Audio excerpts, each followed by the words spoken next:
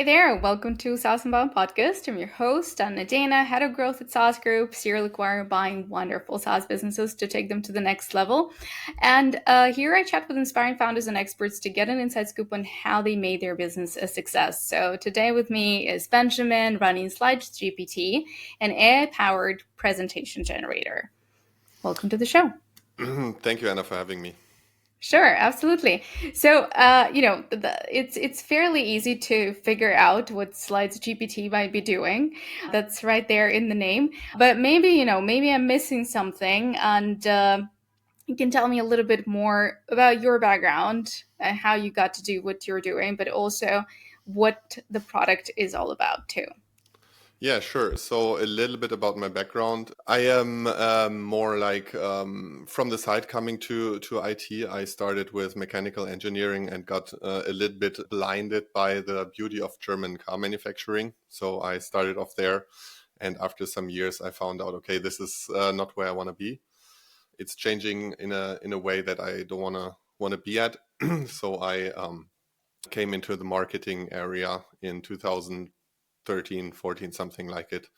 I learned that the tech part of marketing is much more fun than the marketing itself to me. And from then I spent a few years in LA for some time with a startup. I was the CTO of a very small startup, and then came back to Germany, where I am also right now, focused on very much on IT. And after some time, I met really good people here in Germany, and we started with Slides GPT.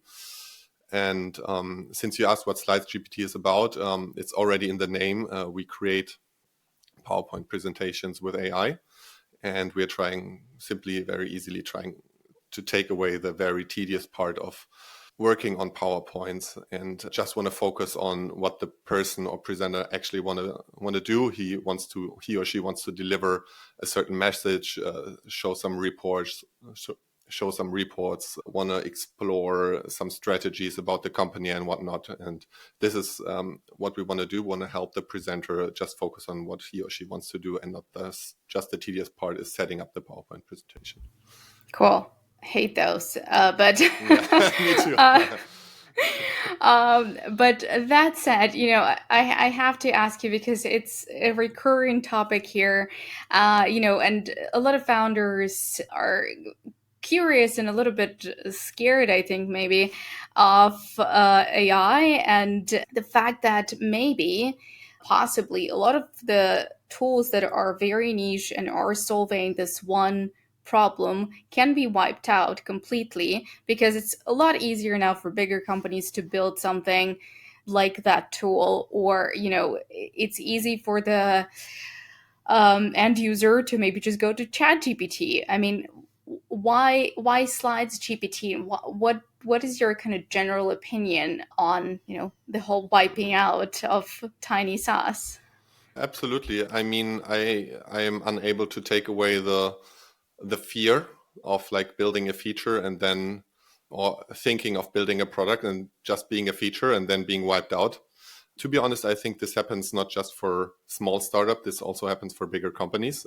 You are seeing this, as I mentioned, in the German car manufacturing business. There's like a lot of, let's say, automotive companies that are just taken off the market because they are not relevant anymore, especially when you have a combustion engine. Also, think about Nokia that just disappeared. So this happens for small and big companies. When you look at, for example, PowerPoint presentations, in our case, just to give you an example, you have, I'm not sure if this is worldwide used, but there's a company called ThinkCell, and they're an add-on for PowerPoint where you can create, let's say, more beautiful PowerPoint presentation. It's been around for 25 years. It's always been basically just a feature, but it's a very relevant company when it comes to PowerPoint add-ons or add-ins. So I wouldn't say we are for sure not unable to be taken off the market, but we have two legs. We have the B2C leg, we have the B2B leg. And when I just think about where Slides GPT can go, there's like a million use cases where we can be in the market. So if like one of these legs or one of the features that we offer is, let's say, getting less relevant, we have still a lot of room to grow in other areas. So I'm quite confident that we will be around for at least a few more years. Yeah. Yeah, that sounds good. I mean, it's funny that you mentioned Nokia because I was just thinking about buying the first phone for my 7-year-old son. And I thought, okay, I need something that he can throw and like, it won't Yeah. break. And I don't want any like additional Yeah. stuff. I don't want to like parent control him. What Mm. is it? And I was like, Nokia. It's Nokia. Yeah. Who sells Nokia these days? I Maybe don't it's know. maybe it's making a comeback, for Yeah. millennial parents who Yeah, it's true. Yeah, I totally agree. And yeah, I'm even not sure. Like, if can you buy still Nokia? I'm not sure. I think To I be honest. think they even have a Yeah. smartphone. Yeah. Yes. Okay, I'm not aware. But when you find out, I also have two children, almost that age. So let me know if you are successful in finding a proper phone. Right. We should reach out to their marketing department. Okay, that's That's your true. new market. That's totally, yeah. Yeah, parents keeping their little ones off the screen. But that said, okay, I mean that's a totally relevant opinion, and I think, to be honest, just kind of judging by all the conversations that I had here on the podcast, I've heard founders say, yes, okay, we are losing some customers that have been getting like this much value from the product, right? And obviously, yes, ChatGPT can solve that. But if you're going a little bit deeper and you're a bit more of a power user, then it's still very relevant. So, do Mm. you see anything like that happening to you, especially maybe probably with B2C? You're asking more about B2C, is that right? I well, Or I, sorry. in my personal, I don't know, kind of Mm. prediction, that could happen a bit more for a B2C customer because I would be like, okay, well, why am I paying for this tool? If there's, ChatGPT where I do all the rest of the stuff, right? So Yeah. basically, it's not very relevant. But correct me if I'm wrong. I I agree. While I was not looking at this from your angle, but I would totally agree. For us, it is our strategy moves from B2C, which was our, let's say, starting point of the company, and going much more into B2B because we see the power users or like very heavy, very relevant use cases more in the B2B area. For example, when you look at B2C, our main users are probably students, teachers, something like it, who just want to have a PowerPoint presentation, want to get it fast, like within a few minutes. They think, okay, tomorrow I have a presentation to do. I want to play whatever, Rocket League, and I have like 5 minutes for this task. So they just come to Slides GPT or whatever and put a PowerPoint together. They pay our subscription fee for $10, for example, and they're good to go. And they can focus on what they like. When it comes to like generating a proper PowerPoint presentation with very nice graphs, good images, super aligned, connected to your own data, we're talking about B2B, and those are the heavy users who need premium features. And this is where we see our future, because we think, yeah, for sure, OpenAI and ChatGPT is going that direction. They also want to be a workplace solution, but there's so much room for companies like us to go into that area, because we have so many companies in the world that have specific use cases, and they want companies to fit to their needs. And I do not think that OpenAI will be able to provide the features to everyone. There's a lot of room to grow for us in the B2B sector. Yeah. Interesting. And since you started with B2C, with moving more into B2B and bigger customers, how has, the messaging and the marketing been changing? Well, to be honest, you with Slides GPT, you found a startup who is still very young, and we are very bad at marketing. We are focusing a lot on the product, and our marketing and messaging is more inbound. So we do present a little bit what we offer for the B2B customers on the website, while I would say the message we are sending out there is really, really not where we are.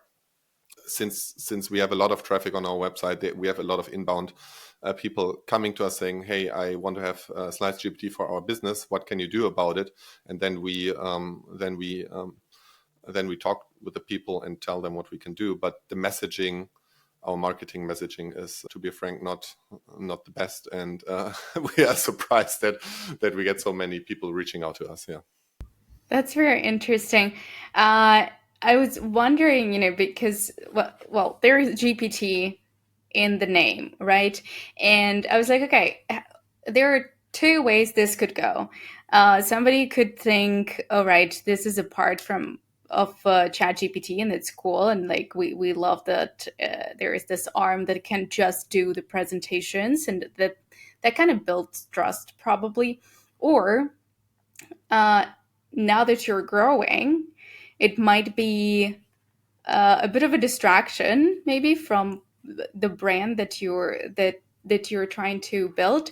So, do you think maybe a part of those inbound customers are coming because of the name, or Mm. there is something else? Yeah, so you're asking a good question here. So the name Slides GPT is for sure based on our history, which is, okay, we're focusing on something that is built on top of ChatGPT, and people would instantly understand what they will get with our product. So ChatGPT means you can chat, you get answers. It's a very nice tool to have conversations, even more like solving tasks for you. And Slides GPT would just like create slides. It is a little bit no, it is actually helping quite a lot in terms of SEO.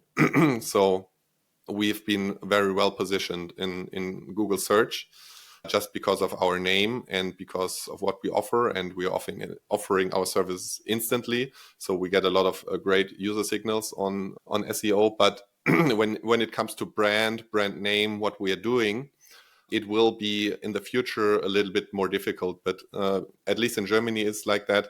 When you try to have a brand name and you call it Slides GPT, you have no option of like protecting your name because it's so general. And for that reason, we might run into like something like we might be renaming ourselves or not being able to protect the brand name in Germany at all. But then we would just rely on people know us, they know our domain. On the other hand, I would say if you just think of a tool like Trello, you have no idea what Trello is doing, or Asana, a task management tool. I mean, the name doesn't stand for anything. So people would also just see, okay, SlideGPT is a company.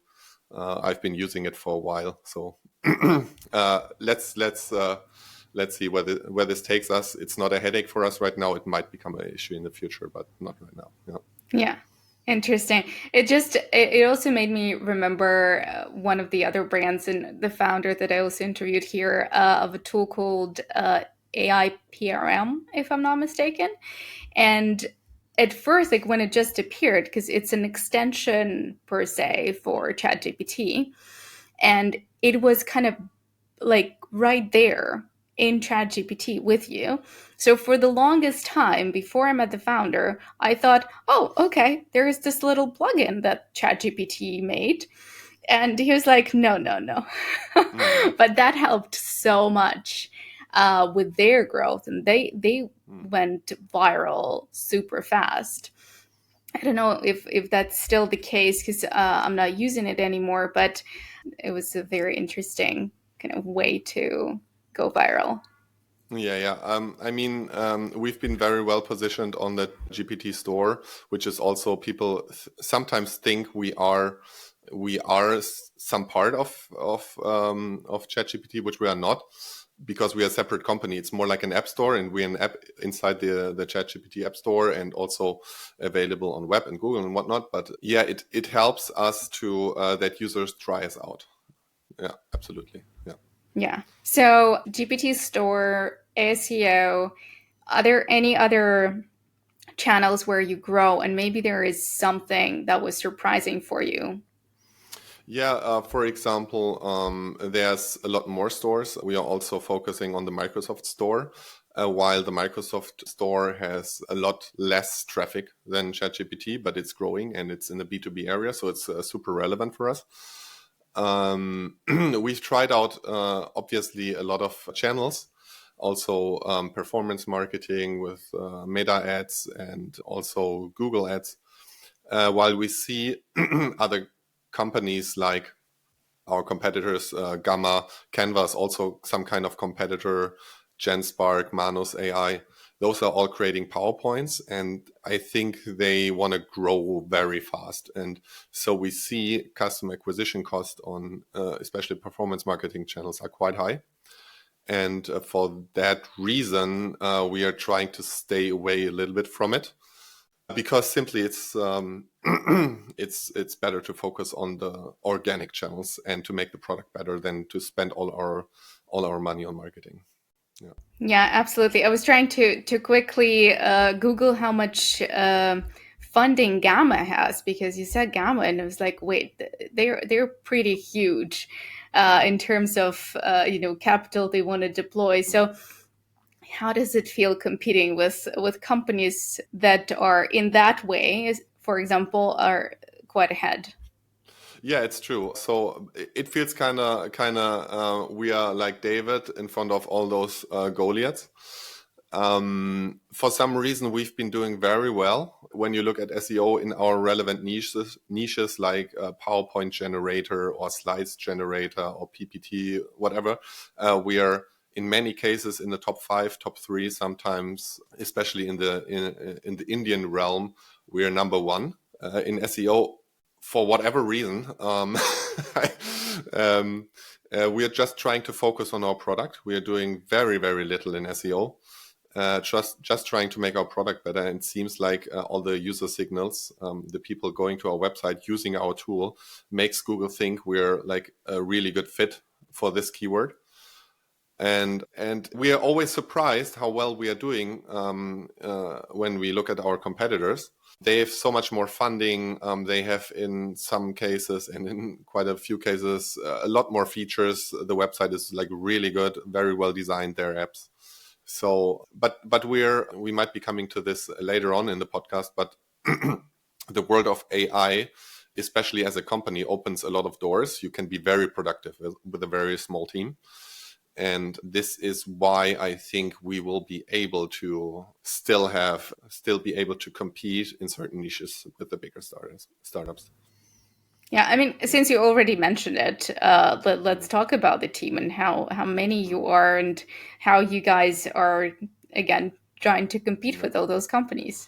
yeah, we are just two, let's say, two core people and a handful of freelancers, and this is like a very small team. And we are only able to pull off what we did with the help of AI. So basically, not just our product is AI, our whole company is built on AI. So just to give you one example, one of like I have a lot of different duties in the company. One is like customer support. We have around, I would say, 30 to 40,000 people on our website each day, and customer support costs me about 10 minutes per day. And this is, I It's all think, AI. it's yeah, because like everything we try to automate everything, and you could say, okay, this might be really bad customer support, but actually the feedback that we get on customer support is super positive. So people are super happy how we do our customer support, and obviously there's a few people who really don't like us, so they say, okay, you offered subscription, I wanted more features, whatever, and they are like super unhappy. But this is not inherently related to the customer support, but in general people are super happy with our customer support, even though this is just basically me spending 10 minutes per day on customer support. How are you doing it? Like, what's behind? Is it just like a huge library of all kinds of questions, all kinds of answers? Is it the entire, I don't know, backlog of what you're building? How are you making it happen? We are trying to solve the problems in a like thinking about the problem and then solving the problem. It is not, we do not have any AI answers. So we do not have a chatbot. So when people ask us a question, we answer it. I answer the question. I have a few templates, but I try to solve the problem, which is based on the question. So if if I see a certain problem for our customers appearing over and over again, I try to solve the problem. And once the problem is solved, in many cases, those questions do not arise anymore. So what I'm trying to focus on is to get less questions from people and not to automate the responses. So this is like how the approach in customer support is. All right. So 10 minutes doesn't mean that, everything's automated. It just means that if there are a lot of same questions, you go and solve it, and there are nothing else to solve, so people are happy and there are not too many Yeah, tickets to that's solve. it. Okay. Yeah, All right. yeah. That's a good problem to have. But all right, what are the other roles? So you have customer support, obviously, development. Yeah, how many people are working on the core product? I would say two people working on the core product. Mm. And we have the core, meaning like really the powerhouse, the engine of our software.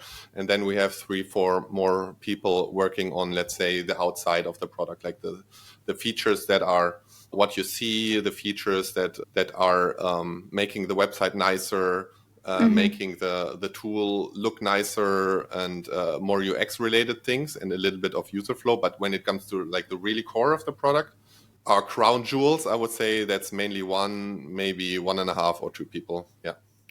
Okay, and what exactly is the AI tool or tools that you're using to make this happen, to make sure that development is faster? Yeah. I if you're on X, for example, you see a lot of people like pointing out the way it's going. So whenever something new comes out, we are always trying it. We are the first people to try new dev tools. I, for myself, work a lot with Cursor. You might know Cursor. It's a IDE which is super powerful these days. We also integrate into our GitHub Claude, so you can, if you're a developer and you can follow what I just say. I'm not sure if everyone can follow, but you can just in GitHub raise an issue, say, for example, hey, I want a new feature about this and that. Then the AI, like Claude, basically thinks about the issue, creates a pull request, so saying I want to change your code with this and that solution. And then obviously this is more like vibe coding, but you need a proper software engineer to like go through it and see if it's good or not, and you change the code. But this way you are able to really fast work on your software. This is more like, let's say, a little bit on the outside. If you go really into the core of the software, you need to be more hands-on a little bit. But this was just to give you an idea how we're able to, with a very small team, are able to develop a lot of relevant features very fast. Yeah. Yeah, sometimes I look at, I live in a city where there are a lot of digital nomads, and like, I don't know, 80% of them are developers. And sometimes just at a workspace or at a cafe, I just watch a developer work with Cursor, and it's just fascinating. It's like gigantic pieces that are being created right away, and it's so interesting. I myself am not technical, so I only tried Lovable, and Yeah. a few developers were laughing at me. They were like, yeah, I mean, it's pretty, right? But what's inside, nobody knows, and if something breaks, you will pay me so much money to find out. Yeah, yeah. That's true. That's true. And you cannot build a company on vibe coding and how I just described how we can be very fast. You need really good. So my idea about the next, let's say, 12 months of software engineering, maybe 24 months of software engineering, is that you need super senior principal software architects who are able to orchestrate AI's coding. When you are a junior software developer, from my perspective, you will have a very hard time finding a job. Probably, not sure, but probably, because all the junior tasks can be done by AI, and you need really good software engineers to put the pieces together and make sure you do not build too much legacy code and old code. because if you do, you end up like with a gigantic mess, and you will not be able to get out of this mess with your software in the future. Yeah, absolutely. That's a great point. So I wanted to ask you, again about the usage of the product and your customers and what you are learning from them, because obviously, I feel like it's definitely a great way to start, where you have a vision and you have a realization of how the product could look like, and you're just building it before anyone else tries it. Because yeah, I mean, it's good to show it to customers, but it's also very easy to get distracted. But once they're there, now you know what you wanted to build. Now they're trying it. Are there some use cases where you were like, okay, well, we haven't thought about that. Like, let's maybe add a feature, or let's maybe change something here. What have you, yeah, learned from your customers? Well, a lot. I would say most of our development is driven by customer feedback. We have a few input channels for customer feedback. For example, on ChatGPT itself, people can rate us, and they just say, "Okay, this is shit because of this and that." Then we have, for example, Turnkey installed right now, which is giving us quite a lot of feedback. Stripe has a cancellation feedback. Customer support is an input channel for feedback, and if you put all of this together, you you have a strong indicator where your roadmap is going in terms of B2C. Like, this is what the customers want. This is why they cancel. If we launch that feature, they are not canceling. This only gives you incremental growth or incremental, let's say, development in your company. This is not like a vision, like I want to be there in 2 or 3 years. For this, you still need to understand the business you're in. You need to understand how the technology is changing. You need to understand the market, and you have to have a clear vision. And this is not based on customer feedback. When it comes to B2B also, it's very easy to get, they just tell you, they just come to you, your customers say, I want to have this. If I'm not getting that, I'm going to cancel the contract with you. And then you have to decide as a product manager, or as a, let's say, manager at the company, do I want to do it? Like, how much do I have to put in to build this? And can I use it also for other companies? So I have some scaling opportunities here. Or is this just something for the customer? And I need to say, okay, this is something you want to have. I have no capacity to do that. Nobody else wants it. Sorry, I'm not doing it. It's a different game, I think, B2B and B2C. But B2C, you need to have a lot of input, and it, like, the input you're getting gives you a roadmap for the next few weeks and months. Yeah, it's interesting that you mentioned also the reviews on GPT Store. I talked with a few founders that do that and that grow there. And basically, well, like any marketplace, right? You have to have good reviews to rank there, to be findable. And yeah, and it's always a bit of a dilemma, like, what do you do with a bad review? And I heard founders say, hey, you know what, we contact them, we give them free subscription for a year, we make sure that, like, they are the happiest client after all. How do you make sure that you rank well?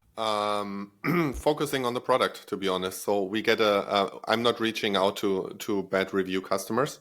Not I could do it, but I have no time for it, unfortunately. But we are, like, very strongly having a look on how we are performing every day. We take a look, and if we see there's a drop in our, let's say, performance in reviews and whatever, we react immediately. And what you don't see usually is that OpenAI is changing its models quite a lot. It's not just, okay, we have now 4.0, for mini, we have now 5, whatever. They are changing the models in between, even though people don't see it. And they are fixing things. So, for example, when GPT-5 came out, there was a lot of issues with it, and they made changes to the GPT. That was a dark day on LinkedIn. Yeah. I believe you. And we were like, right, like we saw GPT-5 was released, our software was like working way less good. It was like horrible for some time. We're like right on it, trying to fix the product and make it better. So it works well with GPT-5. And then OpenAI fixed it themselves. But anyway, whenever we see how we are performing compared to our competitors, we are like working on the product. We're not trying to always trying to make the customer like super happy, saying, okay, you had a bad review, here's your money, here's a coupon, whatever. We're trying to make the product better. I think we already touched this philosophy before when I spoke about the customer support. We are very much product focused and not too much about the symptoms. We are more into trying to fix the root cause. Fascinating. Okay. So what you're saying is still behind the product there is OpenAI API that you're using. Yeah, totally. Yeah. Okay. So how do you work with, we all know ChatGPT hallucinates, and I even found this little review where somebody was saying that, everything was great. It was really fascinating to see that the slides that I wanted were generated, but there was a problem with an image. It didn't really match what I wanted. So how do you make sure there are no hallucinations or less of them? What is your process? We cannot solve this issue.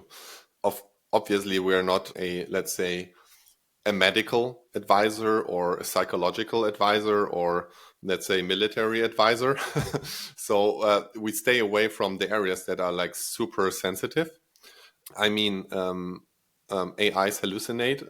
They give you wrong answers and they're super confident about it. You probably know better than I do because you might be using it even more than I do. But we are not able to solve hallucinations. We are getting bad feedback on our product sometimes, where people say this presentation made like the content of this presentation, the text, the sentence was really bad. The image was not matching, something like it. We cannot solve this, but we are very confident that on the one hand, the users are already learning that AI is hallucinating. So they are not like expecting this much anymore that the answer is 100% true.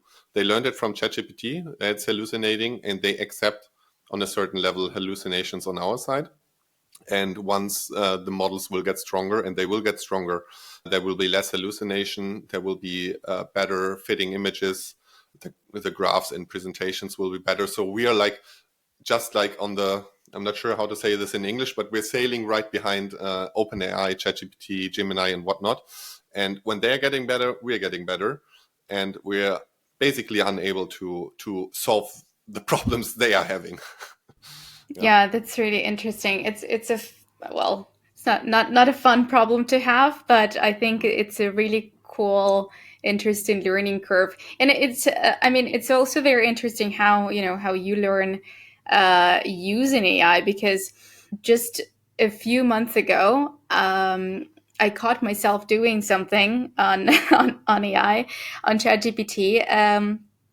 I was trying to so I think I was reworking some kind of an old post, and what I wrote to ChatGPT is make it relevant for SaaS founders. And then I looked at it and I was like, but how does it know what relevant is? Is there a Hmm. piece of content on the internet that says, okay, this stuff is relevant for a SaaS founder? Like, where would it learn? Right? So I was like, okay, all right, here's where I'm making a mistake. So first I'm teaching you, and then you can give me a better answer. So I think you're absolutely right. You just have to wait on both sides to kind of get better at this. Yeah, I totally agree. So we are learning how to use AI to communicate better with it, to let's say circumvent hallucination. If I This is the same as delegating. If you're a manager of a company, you need to delegate your tasks to the people who are working for you. And if you're not communicating properly, you will get really bad results. The same goes with AI. And as you said, on the other side, AI will get stronger and stop and will hallucinate less often and be much more precise and correct on answers. So I'm trying to, obviously, trying to communicate in a better way with AI to circumvent hallucination. And I think all the other users are learning it also on the internet right now. Yeah. Hopefully, yeah. Yeah. All right. Well, I also want to ask you, obviously it's very early in your journey, but Mm. so far already, were there points where you thought, okay, this is our great win and this is our great failure? Yeah, so about failure, I would say we make a lot of mistakes and a lot of things right. I wouldn't say we had like a huge fuck up so far. Um, I mean, at the start of the company, we could have been much more aggressive, much more taken, much more risk. We see it now because we see, okay, there was a huge opportunity. It was even bigger than we expected it to be. Why didn't we, let's say, invest more, dive deeper into it? It's the same like going to the casino and playing roulette. If you like put all your money on red and then red like comes up, you say, why didn't I put more money on red, right? So it's very easy to to talk like this about it. But like retrospective, if we push harder at the beginning, we would be a bigger company right now. So also in general, we're a German team, and the German philosophy is a little bit more conservative. We are like always when things we're not so like, let's say, outgoing, say we are the best at everything. Um, and we can do this and that, and we are trying to grow really fast. We, in general, we can be more like outgoing. We can be try to be faster, to go with features and products to the market even faster than we're doing right now. We are a little bit too conservative, I would say. And also when it comes to HR, I think we could do a better job in HR, because every problem you have in the end is if you ask, why did this happen? Why did this happen? Why did this happen? It ends up with a person. A person, for example, made something very right or made a mistake. And every question in the end is an HR question. So if you have the best people, you will become the best company. And we're not focusing enough on HR. That's my opinion. So this is what I would say about, let's say, mistakes or failures. Mm-hmm. And what we're like, the biggest wins we have are, yeah, with this very small team, we are now 7-digit ARR as a SaaS company, like very profitable usually, and we are also very profitable, especially since we have like almost zero marketing cost. So this is like a very good good thing that's just basically a big win. So if we are like we have a lot of like room to grow, also financially. So we could, for example, go in this direction, go in that direction, invest the money that we have here and there, or just say, okay, we just want to be a profitable company. So that's something we can be proud of. We were absolutely lucky. Like also, we found the right niche. It was basically just an idea at the beginning, and it was an idea in the right space. And yeah, that's the biggest win, I would say, that we had. Yeah. Awesome. That's kind of, you're kind of describing a perfect profile of a company for a SaaS group, Mm. where everyone's focused on the product and it's already going really well. And I mean, we bought quite a few of German companies Mm. that were just like that, and then we're like, okay, and we can do marketing. Yeah, yeah, and it's then, true. and then it's a Yes, win-win. I can totally agree. And I mean, like marketing for me is something that should be done more professionally on our side, because there's a lot of room to grow. And especially, for example, if you take venture capital, then you are expected to grow fast. And this means like, okay, now it's time to really ramp up the marketing, because you want to grow, you want to protect your space. And that's something we're obviously also always thinking about how to grow faster. And but as again, our DNA is still a little bit German, and we are like thinking, okay, let's try to do this sustainable also. All right, so investment is off the table for now. For now, we're not talking about it too much. It might be, I mean, like, with every company, you have ups and downs. When you're like in a down phase, let's say you're thinking, okay, money is running out. Where do I get money from? And then you're thinking about, okay, maybe I need an investor to grow here and there. And then you're in a bad position because you have no leverage in negotiations. When you're in let's say, in prosperous times like we are right now, you're not thinking about it because it's not a problem right now. But to be honest, it would make more sense to reach out, to have connections, to build relationships, and maybe talk in this area because you have a lot of leverage in negotiations. So again, maybe this is a mistake. I will tell you in 1 year about that. That we didn't reach out to investors in times where we didn't need it. Yeah. Well, hopefully not, but Yeah. of course, let's do it in a year. Yeah. Um, well, the last question is always about a hack, right? And it Mm, can be anything, hiring, maybe not hiring if it's not a strong suit, then, AI, anything. It can be even personal, something that mm, helps you do this, but anything you think other founders would appreciate. yeah. I assume you have a lot of people who are very knowledgeable in AI. But again, said for to point this out, when we have a topic, an opportunity, a problem, we think AI first. Can AI solve this? Maybe not the easy way. Maybe you just need to think of it from a different angle. But AI first. This is our DNA. Our DNA is also HR second, but not as second like it's really behind. It's the second thing you need to think about. It's like super important, and this is, I would say, the advice I would like to give. Focus, especially in AI times where AI is on a very smart student level or at the school level. It is not like a PhD level good. It is not professor level good, but try to solve the problems with AI and then with really smart people. And in terms of like hacks or say how to grow fast, I would advise um, to give very little barriers to use your product or to use our product compared to our competitors. Predators, that's really bad. Sorry. Compared to our competitors, we had much lower barriers to use our product. So they would be always behind a login wall or behind something like it.